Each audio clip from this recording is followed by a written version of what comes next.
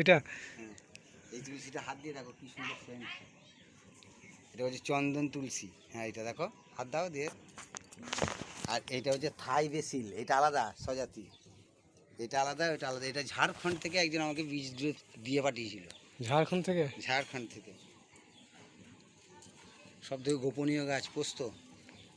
কোনটা দেখিনি কোনদিন। বোমা পোস্ত গাছ দেখেছো মা আমার? ও, এটা পোস্ত গাছ। এবার এই অনেক বছর থেকে লাগাচ্ছি, হচ্ছে না, এই বছর প্রথম হয়েছে কথাটা। এটা বীজ থেকে পোস্ত ছড়ি না? হ্যাঁ, পোস্ত ছড়িয়ে হয়েছিল দিয়ে। ও এর ভিতরে পোস্তগুলো রয়েছে। হ্যাঁ। আর এইটা কাটলেই তো আটাটা বেরোয়, সেইটাই তো আফিং। ওই জন্যই তো আমাদেরকে চাষ করতে দেয় না সাধারণ মানুষকে। আমাদের গাঁয়ের একটা মেয়ের এখানে বিয়ে হয়েছে আমাদের গাঁয়ে। ও বল